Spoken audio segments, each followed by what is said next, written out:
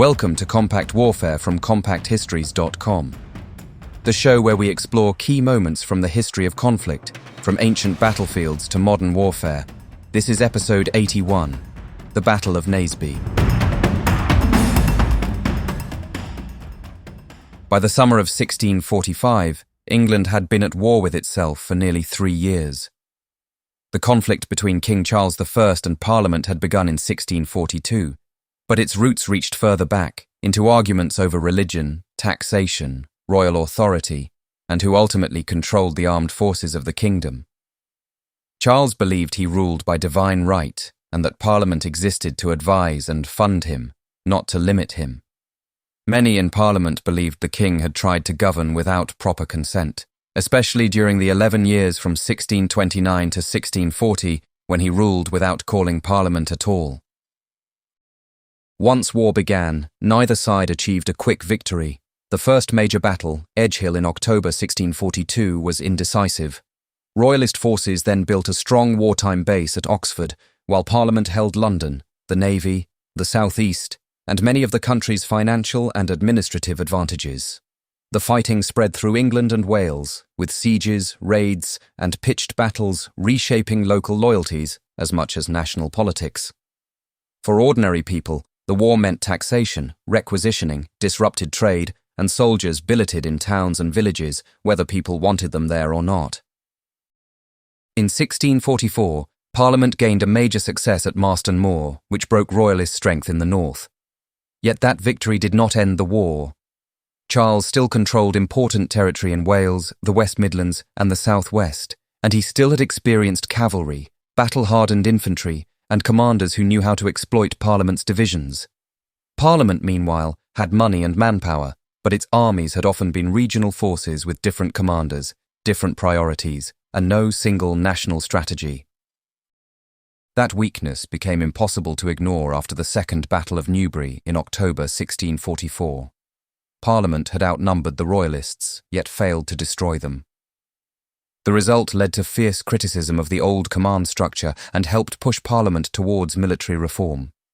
The answer was not just to raise more soldiers, but to create a new kind of army, one that could fight anywhere in the country under a unified command, with promotion based more on ability than social status. This mattered because the war had reached the point where one decisive campaign could change everything. Charles could not afford endless stalemate, but Parliament could not simply wait him out either. If the king kept enough field forces intact, he could prolong the conflict, exploit divisions among his enemies, and perhaps force a negotiated settlement on favourable terms. By early 1645, both sides understood that the next major confrontation might decide the future of the war. That confrontation would come only after Parliament built its most effective weapon yet, the new model army. The new model army was Parliament's attempt to solve a military problem that had dragged on since the beginning of the war. Earlier, parliamentarian forces had often been tied to particular counties or associations, meaning they could be reluctant or legally restricted when ordered to campaign far from home. That made it difficult to chase the king's main army, relieve distant garrisons, and coordinate operations across England. The new model army was designed as a national force, not a collection of local contingents stitched together with hopeful string.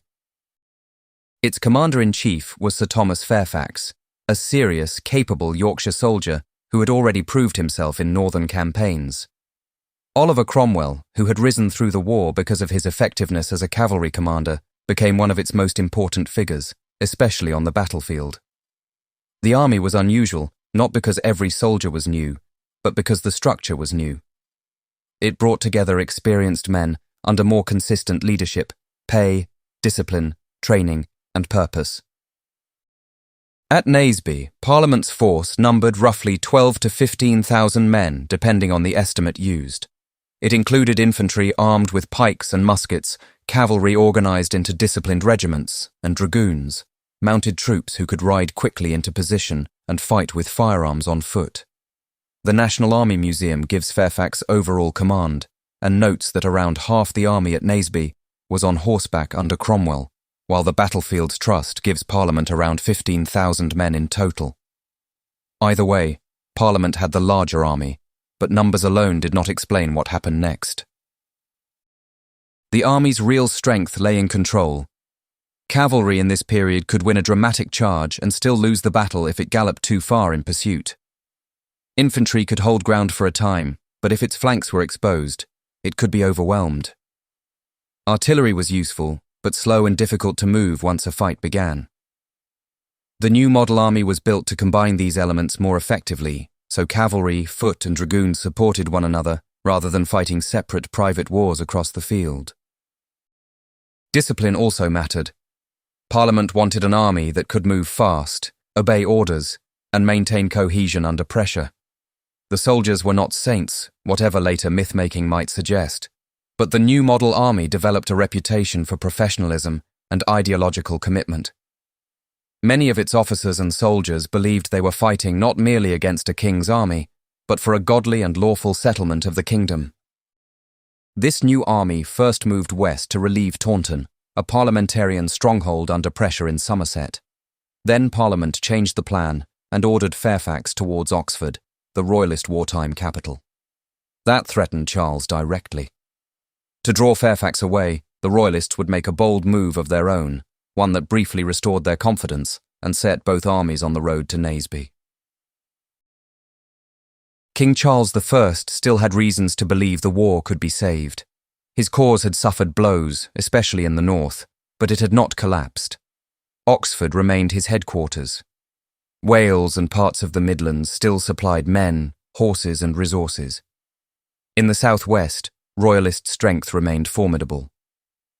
Prince Rupert of the Rhine, the king's nephew, was still one of the most feared cavalry commanders in Britain, known for aggressive charges and a willingness to seize the initiative before his enemies were ready. The Royalist army, however, had serious weaknesses beneath its confidence. Parliament controlled London, major armories such as the Tower, important ports, and much of the machinery needed to sustain war over the long term. The Royalists could still fight well, but replacing losses was becoming harder. Their commanders also disagreed about strategy. Some wanted to focus on the southwest, others on the Midlands and the north, while Charles himself often sought to preserve political options as much as military ones. In May 1645, Charles moved north from Oxford with his main field army. Parliament's pressure on Oxford made this a risky moment. If Fairfax could threaten the Royalist capital while the king was elsewhere, Charles might be forced into a defensive campaign. The Royalist answer was to strike at Leicester, an important parliamentarian town in the Midlands. On the 31st of May 1645, Royalist forces stormed Leicester. The attack shocked Parliament and forced Fairfax to abandon operations against Oxford. The capture of Leicester gave the Royalists a burst of momentum. It showed that Charles could still act offensively and that the new model army could not simply choose its own campaign without reacting to events. Yet it also tempted the king towards battle at a dangerous moment. The Royalist army was smaller than Fairfax's force, probably around 10,000 to 12,000 men. It included good cavalry and veteran infantry, but it could not easily replace them if they were lost. Prince Rupert, often remembered as reckless, was not blind to this danger. He understood that accepting battle against a larger and newly organised parliamentarian army carried huge risks. The days before Naseby were marked by uncertainty. Both armies moved across the Midlands, trying to locate one another and gain an advantage. Intelligence was imperfect. Scouts misread movements. Commanders argued over whether to fight, withdraw, or manoeuvre for better ground. Charles and his senior officers spent the night before the battle near Market Harborough and Daventry, with the Royalist army close to the parliamentarian force, but not entirely clear about its exact position. By the morning of the 14th of June, the decision had effectively been made. Charles had come far enough that retreat would be difficult and dangerous if Fairfax pressed him. The king's army moved towards the area north of Naseby in Northamptonshire, where open fields, ridges, hedges, and shallow valleys would turn a strategic gamble into a brutal test of command. The Battle of Naseby was fought on the morning of the 14th of June, 1645, north of the village of Naseby in Northamptonshire. The battlefield was not a grand arena, but a stretch of open countryside shaped by ridges, enclosed edges, hedges, and a shallow valley. In 17th century warfare, that mattered enormously. A slope could slow cavalry. A hedge could shelter musketeers. A patch of broken ground could disrupt a charge. Armies did not simply collide like two blocks on a map. They moved through real terrain, and at Naseby the terrain helped shape the outcome. The morning began with uncertainty and some fog. The two armies were close, but neither had a perfect view of the other. Fairfax initially held a strong position, but there was a danger that the Royalists might refuse battle if Parliament appeared too secure. According to later accounts, Parliament's line was adjusted to encourage the Royalists to advance. It was a calculated risk. Fairfax wanted Charles to come forward, but if the Royalists attacked with enough force and coordination, they could still break part of the new model army before Cromwell, and the reserves could decide the fight. The two sides formed in a familiar pattern. Infantry stood in the centre, with cavalry on both wings. For Parliament, Fairfax commanded over all. Philip Skippon led the infantry in the centre. Henry Ireton commanded the left wing of horse, and Cromwell commanded the right.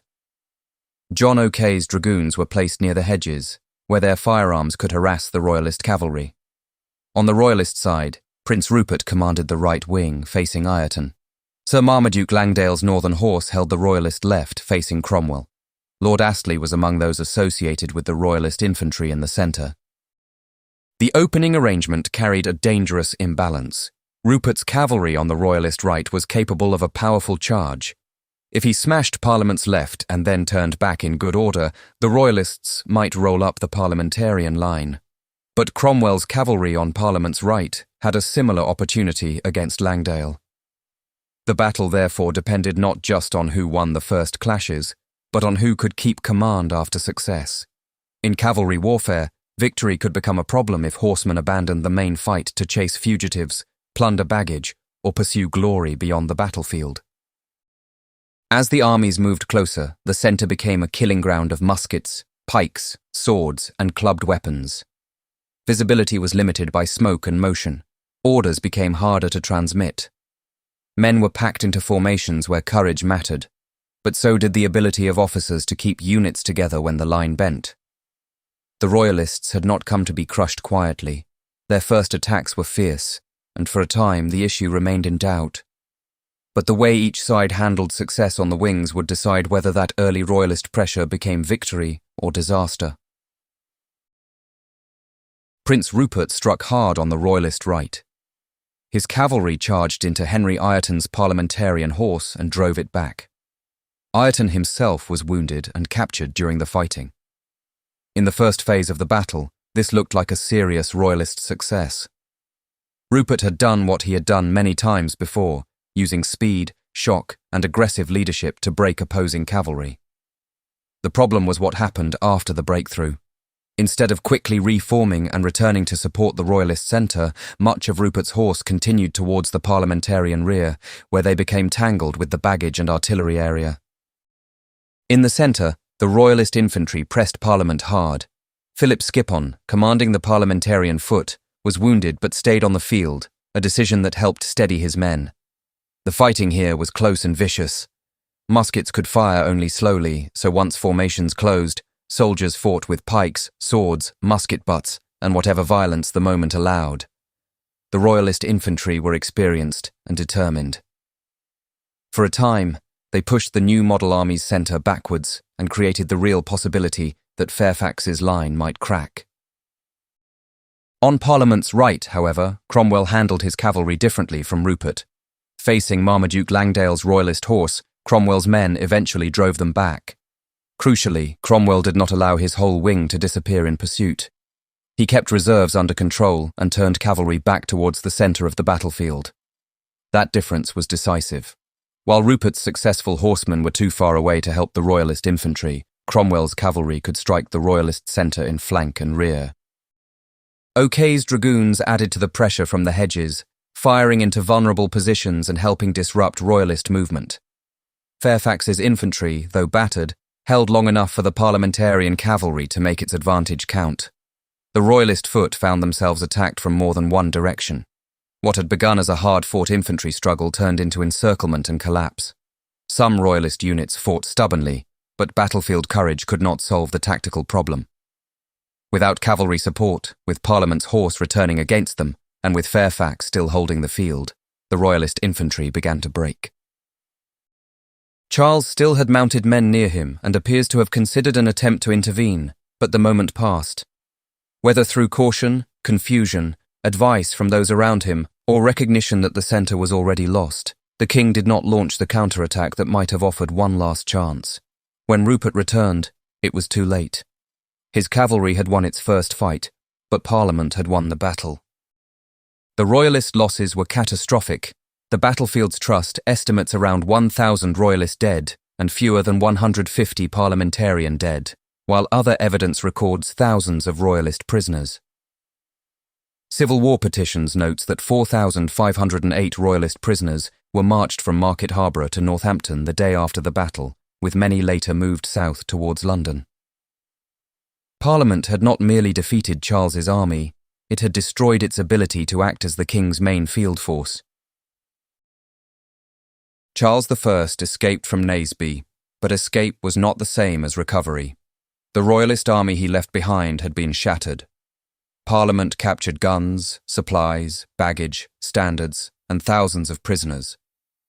The king still had supporters, fortresses, cavalry remnants, and hopes of raising new forces, but he no longer had the same quality of field army. In a war of manoeuvre, that was fatal. A king could not win simply by remaining uncaptured. He needed an army capable of changing the facts on the ground. The immediate military consequences came quickly.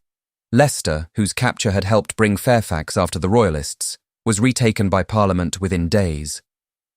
In July, the new model army defeated the last significant Royalist field army in the west at Langport. After that, much of the war became a process of reducing Royalist garrisons, containing remaining forces, and closing down Charles's options. The First English Civil War did not technically end at Naseby, but after Naseby the Royalist cause was fighting from weakness rather than possibility. The political consequences were just as damaging. Among the captured baggage was the King's cabinet, containing private correspondence. Parliament understood the propaganda value immediately. In 1645, the letters were published as The King's Cabinet Opened, a pamphlet that presented Charles's private papers as proof of his intentions. The publication helped Parliament argue that the king had sought foreign and Catholic support, a deeply damaging charge in a country already anxious about religion, popery, and outside interference.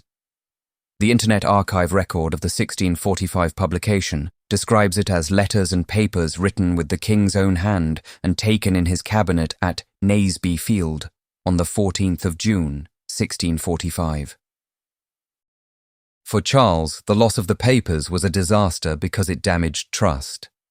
Even those who still believed in monarchy could question whether this particular monarch could be trusted in negotiation.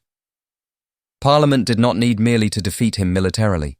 It needed to persuade people that continuing the war was justified. The captured correspondence helped it do exactly that. Within a year, Charles's position had become untenable. In 1646, he surrendered to the Scots, hoping to exploit divisions between his enemies. That hope would lead to further conflict, but it did not undo Naseby. The battle had proved the effectiveness of the new model army and exposed the weakness of the Royalist war machine. It also shifted the political imagination of the country. Before the war, many English people could criticize a king, but still struggle to imagine a state without one.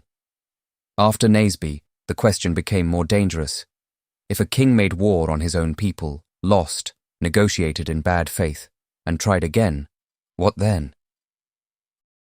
The later trial and execution of Charles I in 1649 were not inevitable on the morning of the 14th of June, 1645.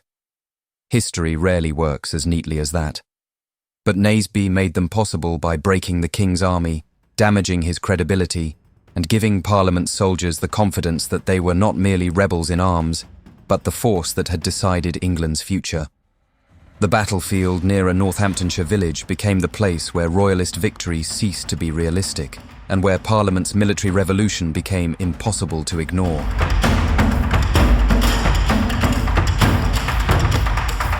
That brings us to the end of this episode of Compact Warfare, part of the Compact Histories Network. Please don't forget to follow or subscribe wherever you are listening so that you don't miss any future episodes. And consider leaving us a rating or a review, as it really helps new listeners find the show. You can find new episodes at compacthistories.com, where you can also explore our other podcasts covering biographies, history, science, mysteries, true crime, and disasters. You can also follow us on Facebook, Instagram, and Pinterest. Finally, please consider supporting the show directly by buying us a coffee. Head on over to compacthistories.com/warfare and click on the coffee cup to see how. Thanks for listening, and I'll see you next time.